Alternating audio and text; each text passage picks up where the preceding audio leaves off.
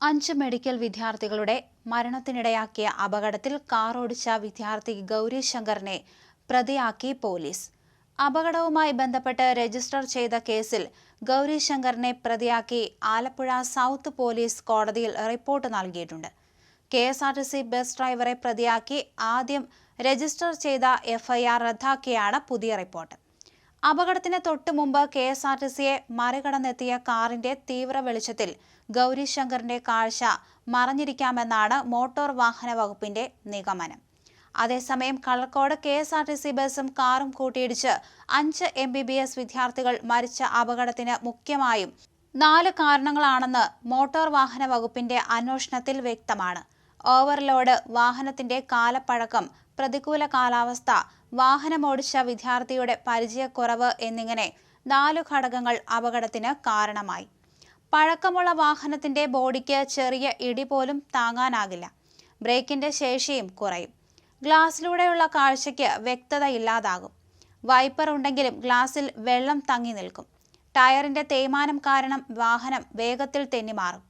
കനത്ത മഴയിൽ ഡ്രൈവർക്ക് റോഡ് കൃത്യമായി കാണാൻ കഴിഞ്ഞിരിക്കില്ലെന്നാണ് നിഗമനം. എതിരെ വന്ന വാഹനം ഏതെന്ന് കൃത്യമായി മനസ്സിലാക്കാതെ കാർ വലത്തേക്ക് വെട്ടിത്തിരിച്ചപ്പോൾ ബസ്സിന് മുന്നിലേക്ക് എത്തുകയായിരുന്നു. Car 90 degree തിരിഞ്ഞാണ് ബസ്സിലിടിച്ചത്. ബസ്സുമായി ഇടിച്ച ഭാഗത്തിന്റെ മറുവശത്തായതിനാലാണ് കാറിന്റെ ഡ്രൈവർ സുരക്ഷിതനായത്. കാറിൽ തിങ്ങി ഞെരുങ്ങിയിരുന്നവർക്ക് ഇടിയുടെ ആഘാതത്തിൽ ഗുരുതര പരിക്കേറ്റു. കാറിൽ 11 വിദ്യാർത്ഥികൾ ഉണ്ടായിരുന്നു. പുറകിലെ സീറ്റിൽ 5 പേർ ഉണ്ടായിരുന്നു. ഇതും അപകടത്തിന്റെ ആഘാതം കൂട്ടി. കാർ തെന്നിമാറി ഇടിച്ചതിനാലാണ് മറുവശത്തിരുന്ന ഡ്രൈവർ രക്ഷപ്പെട്ടത്.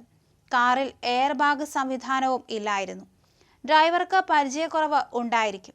കാറിന് ആന്റി ലോക്ക് ബ്രേക്കിംഗ് സംവിധാനം ഇല്ലായിരുന്നു. ആന്റി ലോക്ക് സംവിധാനമില്ലാത്തതിനാൽ വീൽ ലോക്കായി. മഴ പെയ്തു നനഞ്ഞ റോഡിൽ കാർ തെന്നിയതും നിയന്ത്രണങ്ങൾക്ക് അപ്പുറമായി. വിശദമായ അന്വേഷണത്തിന് കളക്ടർ RTOയ്ക്ക് നിർദ്ദേശം നൽകുകയും ചെയ്തു. പോലീസും വിശദമായ അന്വേഷണം നടത്തും. കൂടുതൽ പേർ വാഹനത്തിലുണ്ടായിരുന്നത് അപകടത്തിന്റെ ആഘാതം വർദ്ധിക്കുന്നതിന് കാരണമായിരുന്നു. ഇടിയുടെ ആഘാതം മുഴുവൻ വിദ്യാർത്ഥികൾ സഞ്ചരിച്ച വാഹനത്തിലേക്ക് വന്നു. പെട്ടെന്ന് ബ്രേക്കിട്ടപ്പോൾ വാഹനം തെന്നിമാറാതെ ചെരിഞ്ഞുപോയി ഇടിക്കുകയായിരുന്നു. വാഹനത്തിലെ ഓവർലോഡ് കാരണം തെറിച്ചു പോകാതെ ഇടിയുടെ ആഘാതം മുഴുവൻ ഉള്ളിലേക്ക് വന്നു. അതാണ് അപകടത്തിന്റെ വ്യാപ്തി കൂട്ടിയത്. തെറിച്ചു പോയിരുന്നെങ്കിൽ ആഘാതം കുറയുമായിരുന്നു. അപകടത്തിന്റെ ദൃശ്യങ്ങൾ കൃത്യമായി തന്നെ പരിശോധിക്കും. മഴ വന്നതിനാൽ അവിടെ വെള്ളക്കെട്ട് ഉണ്ടായിരിക്കാനും സാധ്യതയുണ്ട്. ഇതും അപകടത്തിന് കാരണമായിട്ടുണ്ടാകാമെന്നാണ് വിലയിരുത്തൽ. മഴയുടെ ബുദ്ധിമുട്ട് അപകട കാരണമായെന്നാണ് പ്രാഥമികമായി വിലയിരുത്തുന്നതെന്നും അപകട സാധ്യതയുള്ള സ്ഥലമെന്നും സമഗ്രമായ അന്വേഷണം നടത്തുമെന്നും ക്രൈംബ്രാഞ്ച് DYSP സുനിൽ രാജ് പറഞ്ഞു.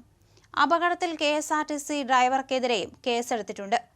പക്ഷേ FIR മാറ്റിയിരിക്കുകയാണ് ഇന്ന്.